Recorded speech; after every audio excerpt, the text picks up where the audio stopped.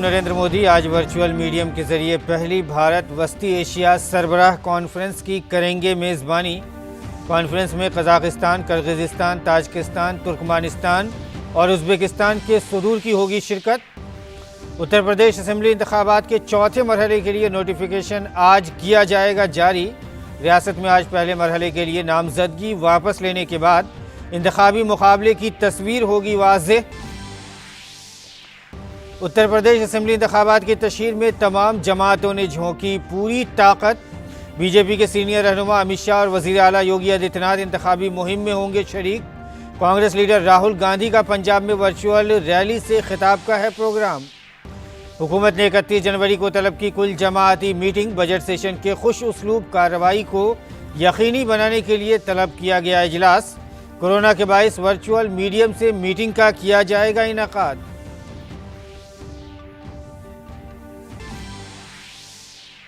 America और NATO ने Ukraine बहरान पर रूस के मुतालबात का दिया बाज़ाब्ता जवाब।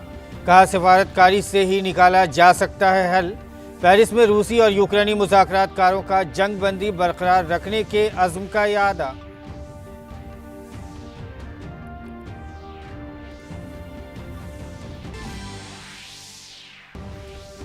ऑस्ट्रेलियन ओपन में आज खेले जाएंगे वीमेंस सिंगल्स सेमीफाइनल। पहले सेमीफाइनल में एशली बार्टी का मेडिसिन किज से मुकाबला। दूसरे सेमीफाइनल में पोलैंड की एगा स्वियाटेक और डैनियल कोलिन्स आमने सामने।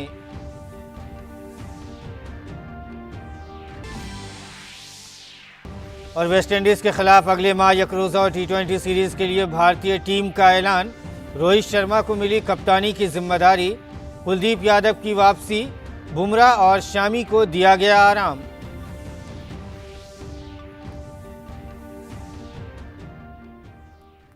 नाजरीन आदाब, उर्दू खबरनामे में आपका खैर मकदम है। मैं हूं आपके साथ मसरूर फैजी और आइए अब खबरों पर तफसील के साथ नज़र डालते हैं।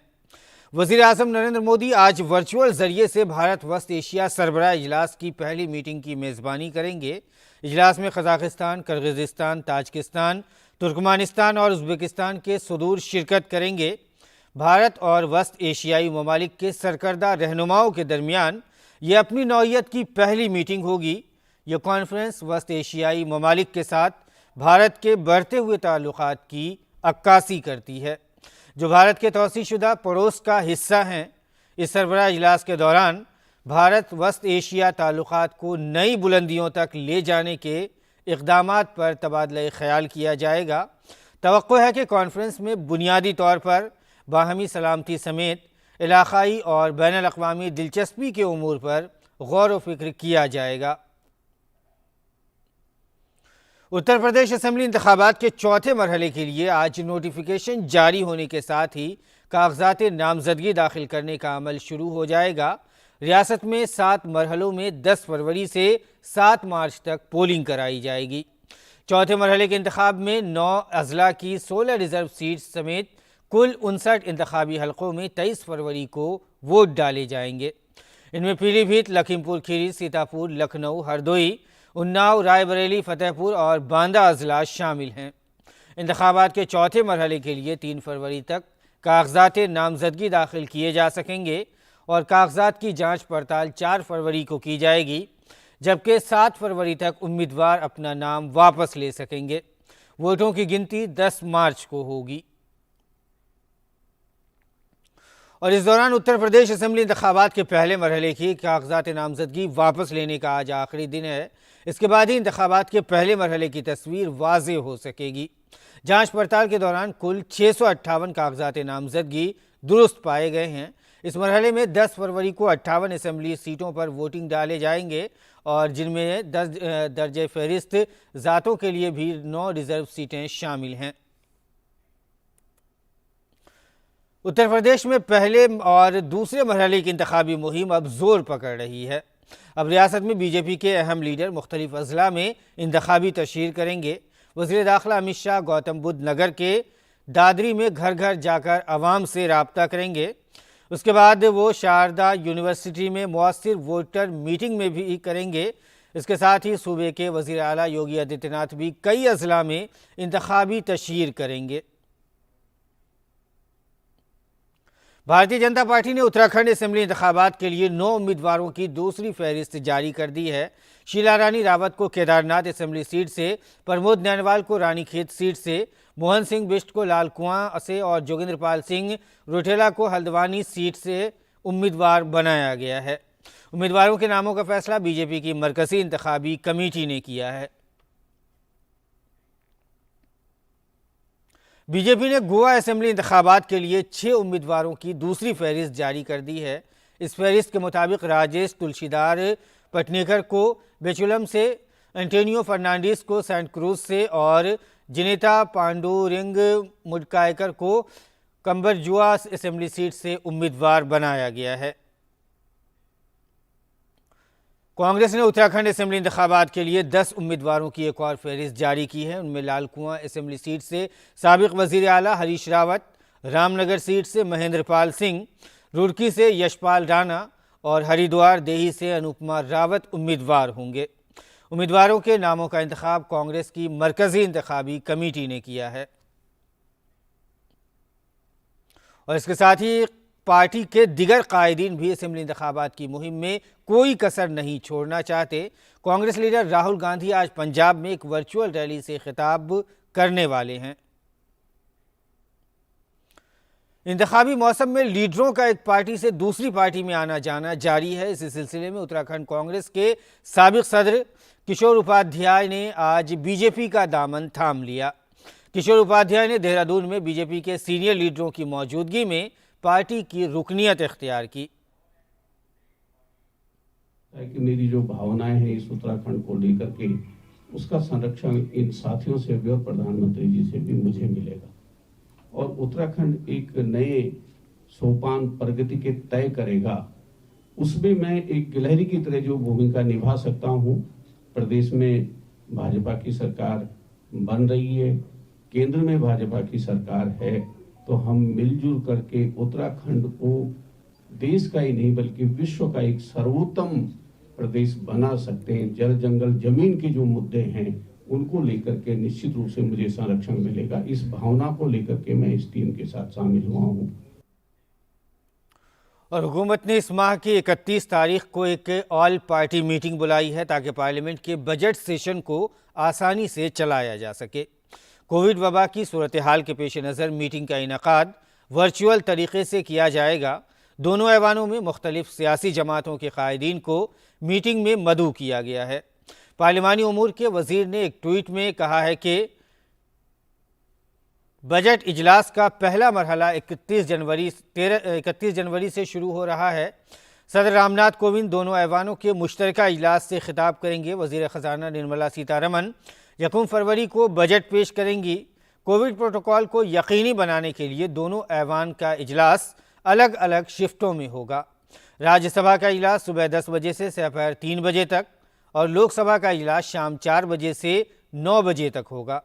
वबा की वजह से 31 जनवरी से 11 फरवरी तक लोकसभा की नशिस्तों के दौरान दोनों ऐवानों के चैम्बरों और गैलरियों का इस्तेमाल अराकीन के बैठने के लिए किया जाएगा। सदर के खिताब के दौरान सेंट्रल हॉल, लोकसभा और राज्यसभा के चैम्बरों और उनकी गैलरियों में बैठने का इंतज़ाम किया गया है। बजट इजलास का पहला मरहला अगले माह की 11 तारीख तक जारी रहेगा। एक माह की तातील के बाद इजलास का दूसरा मरहला 14 मार्च से शुरू होगा, जो कि 8 अप्रैल तक जारी रहेगा। और अब बात कोविड टीकाकारी की करते हैं। कोविड टीकाकारी मुहिम मुल्क भर में तेज़ी से जारी है। अभी तक 163 करोड़ 84 लाख से ज़्यादा अफराद कोरोना का टीका ले चुके हैं। गुज़िश्ता 24 घंटों में 59 लाख लोगों ने कोरोना का टीका लगवाया है। मुल्क में गुज़िश्ता 24 घंटों के दौरान कोरोना के 2,86,000 से ज़ायद मामले दर्ज किए गए हैं। गुज़िश्ता 24 घंटों में एक्टिव मामलों की तादाद 22 लाख से ज़्यादा हो गई है। सेहतयाबी की शरह 93.33% दर्ज की गई है। गुज़िश्ता 24 घंटों में 3,06,357 लोग कोरोना इन्फेक्शन को शिकस्त देने में कामयाब हुए हैं। इसके बाद सेहतयाब होने वालों की कुल तादाद 3,76,77,328 हो गई है। मुल्क में यौमिया पॉजिटिविटी की शरह बढ़कर 19.59% हो गई है। साथ ही हफ्तावार पॉजिटिविटी की शरह 17.75% तक बढ़ गई है। गुज़िश्ता 24 घंटों के दौरान मुल्क में 14,62,261 लोगों ने टेस्ट कराया है, जिसके बाद मुल्क में टेस्ट कराने वालों की तादाद 72 करोड़ 21 लाख हो गई है। मुल्क भर में कल 73वां यौम जमहूरिया जोश व खरोश के साथ मनाया गया। राजपथ पर यौम जमहूरिया की परेड के दौरान भारत की फौजी ताकत, सकाफती तनव्वु, समाजी और मुआशी तरक्की का मुजाहरा किया गया। परेड में कुल 16 मार्चिंग दस्तों ने शिरकत की। इनमें से 6 फौज और 1 बहरिया और फ़िज़ाइया से वाबस्ता थे। इसके अलावा सेंट्रल आर्म्ड फोर्स की 4 टीमें, दिल्ली पुलिस की 1 और नेशनल कैडेट कोर की 2 और नेशनल सर्विस स्कीम का 1 दस्ता शामिल था। परेड में मुख्तलिफ रियासतों और मरकज़ के ज़ेर इंतज़ाम इलाकों की 12 झांकियाँ और वजारतों की और महकमों की 9 झांकियाँ दिखाई गईं। रूस, इसराइल, श्रीलंका समेत बहुत से ममालिक ने यौम जमहूरिया की मुबारकबाद दी है।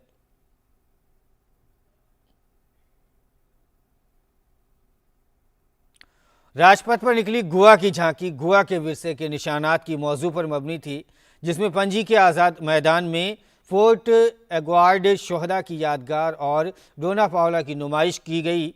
गोवा की झांकी में इफ्फी यानी भारत के बैनुल-अक़वामी फिल्मी मेले को भी उजागर किया गया, क्योंकि इफ्फी हर साल गोवा में मुनक़िद होता है। इत्तलात और नशरियात के वज़ीर अनुराग सिंह ठाकुर ने ट्वीट किया कि इफ्फी का लोगो पहली बार यौम जमहूरिया परेड में दिखाया गया। रियासत गोवा की झांकी ने लोगों के जरिए इफ्फी की विरासत को उजागर किया है। और आगे बढ़ते हैं। दुबई में वाक़ई कौंसलेट जनरल ऑफ इंडिया में यौम जमहूरिया के मौके पर परचम कुशाई की तकरीब का एहतमाम किया गया। दुबई में भारत के कौंसल जनरल डॉक्टर अमन पुरी ने परचम कुशाई की। इस मौके पर कई बैरून मुल्क मुक़ीम भारतीय मौजूद थे। इस मौके पर अमन पूरी दुनिया में यूएई में तमाम भारतीयों और भारत के दोस्तों को मुबारकबाद दी। इसके बाद एक्सपो 2020 भारतीय पवेलियन में एक रंगारंग प्रोग्राम का इनेकाद किया गया। सरकारी परचम कुशाई की तकरीब के बाद भारत की मुख्तलिफ रियासतों के मलबूसात में मलबूस स्कूल के तलबा ने शानदार अदायगी की।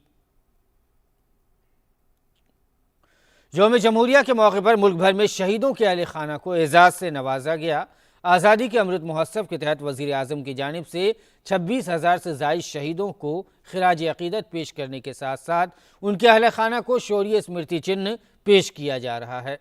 एनसीसी का ये शहीदों को शत शत नमन प्रोग्राम 15 अगस्त तक जारी रहेगा। पेश हमारे नामा निगार गिरीश निशाना की ये खास रिपोर्ट। 1962 में उन्हें ये हैं उन बहादुरों के अहले खानदान जिन्होंने मुल्क की खातिर अपना सब कुछ निछावर कर दिया। जी हाँ, वज़ीर आज़म की जानिब से नेशनल कैडेट कोर यानी एनसीसी ने यौम जमहूरिया से मुल्क भर के मुसल्लह अफवाज के शहीदों के कुंभों को शौर्य स्मृति चिन्ह सौंपना शुरू किया है। शहीदों को शत शत नमन प्रोग्राम के तहत मुल्क भर में 26,000 से ज़्यादा शहीदों के अहले खाना को ये एजाज़ यानी शौर्य स्मृति चिन्ह अता किया जा रहा है। एनसीसी को सौंपी गई ये बड़ी जिम्मेदारी 15 अगस्त 2022 तक तकमील को पहुँचेगी।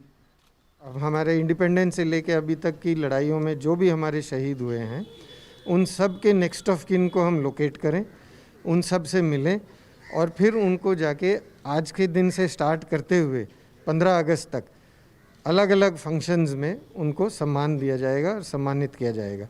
हमारा इसके पीछे मकसद ये है कि जो हमारे शहीद थे, एक तो उनकी बहादुरी और उन्होंने जो भी ड्यूटी निभाई है उसके बारे में हम ज़्यादा से ज़्यादा लोगों तक उसका मैसेज पहुंचाएं, साथ में उनको हम नमन दें और जो उनके नेक्स्ट ऑफ किन हैं जो आज हमारे साथ हैं उनको हम सम्मानित करें।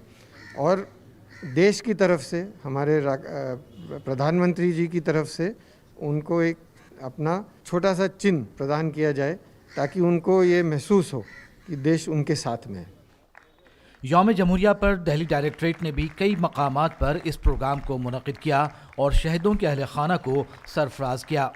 शौर्य स्मृति चिन्ह पाकर क्या रहा शहीदों के अहले खाना का रद्द-ए-अमल, हमने इन्हीं से जाना। I am wife of late Major Shri Kumar. He was honored with Kirti chakra posthumously.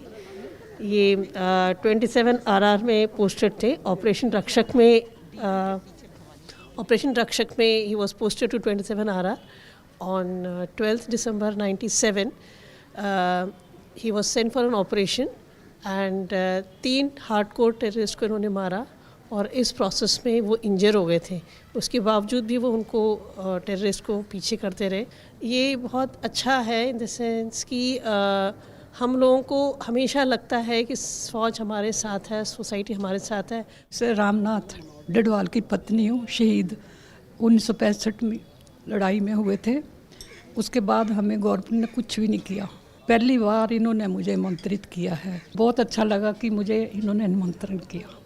मैं अपना भाई को बहुत ही गर्व महसूस करती हूँ कि मेरी माँ ने इतना वीर बेटा पैदा किया और मैं उस वीर भाई की सिस्टर हूँ। बहुत बहुत आभारी हूँ अपने प्रधानमंत्री जी के लिए और मैं बहुत ज़्यादा शुक्रगुजार हूँ प्रधानमंत्री का और सब ऑर्गेनाइजर्स का। वो जो चले गए हैं उनके लिए आज एक प्राउड भी फील करती हूँ और मैं ये कामना करती हूँ कि जिस हिसाब से यहाँ पे डिपिक्ट किया गया एक सोल्जर की लाइफ को, उससे जितने भी लोग यहाँ आए हैं वो आगे कुछ और को इसके बारे में बता सकें एंड वो अपनी लाइफ्स को इससे कुछ फ़ायदा पहुँचा सकें। इस मौके पर एनसीसी कैडेट्स ने हुब्बुल वतनी के जज्बे से सरशार प्रोग्राम भी पेश किए।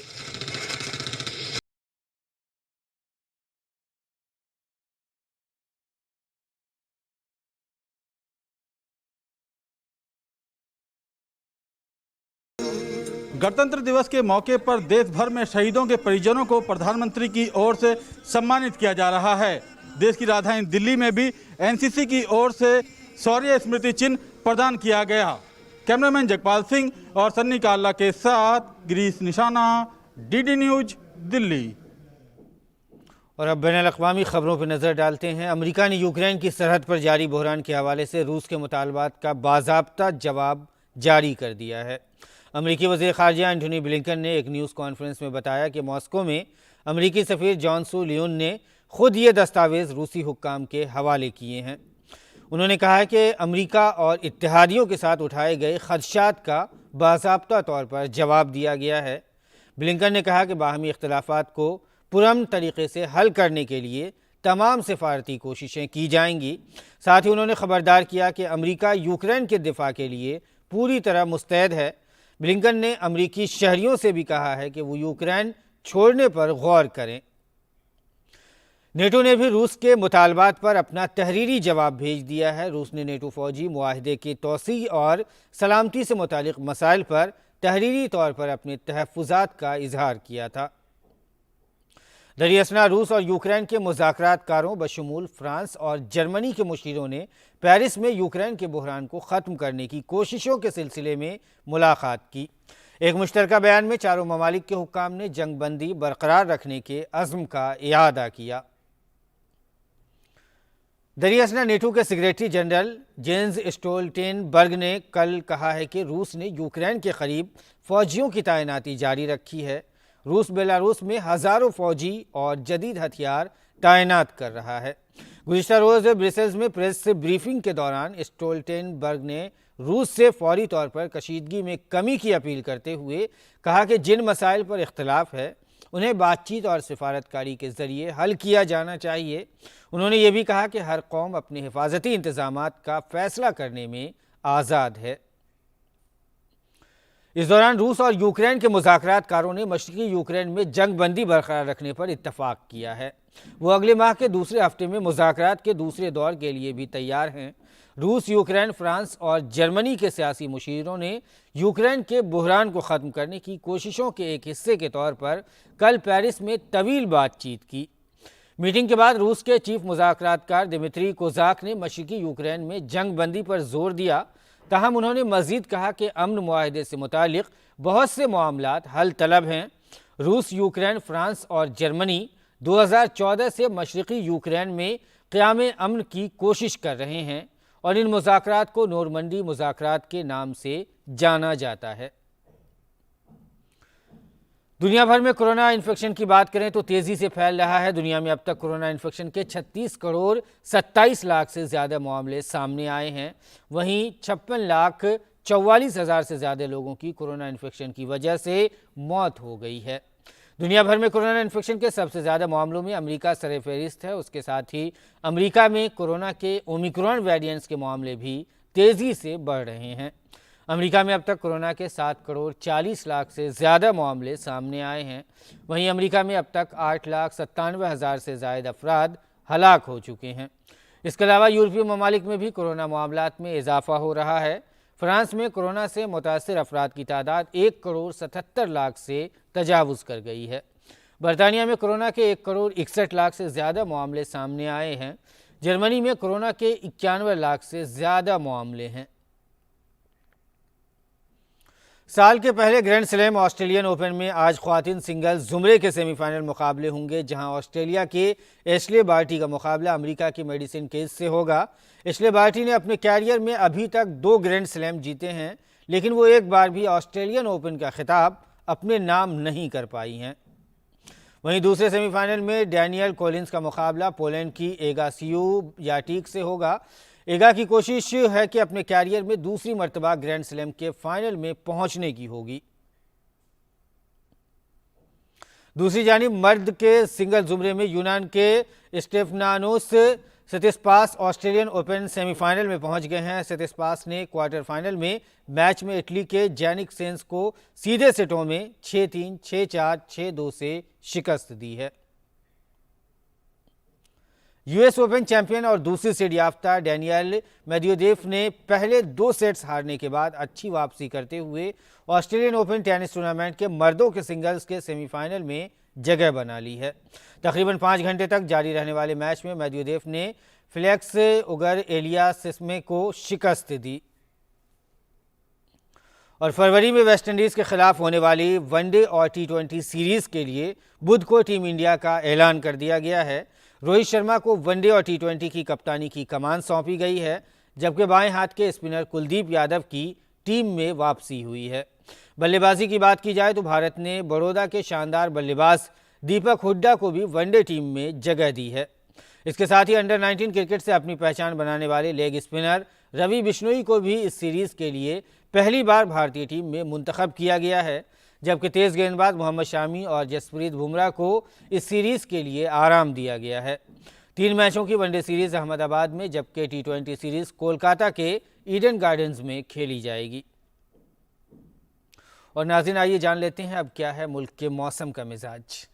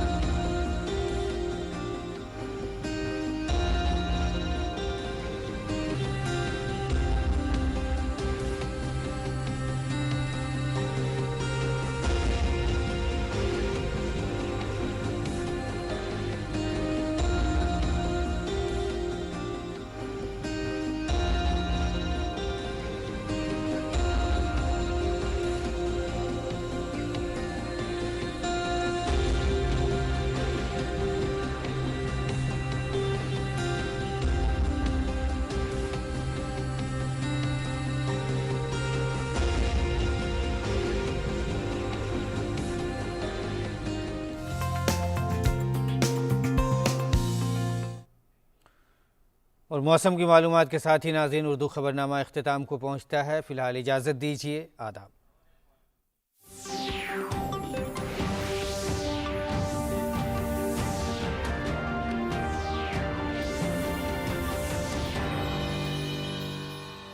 ये कहानी है एक पिता और उसके बेटी के बीच के मतभेद की। मैं अपनी बेटी की हर चाल से 4 कदम आगे रहना चाहता हूँ। I'm sorry, पर ये वकील बिकाऊ नहीं। अब देखना ये है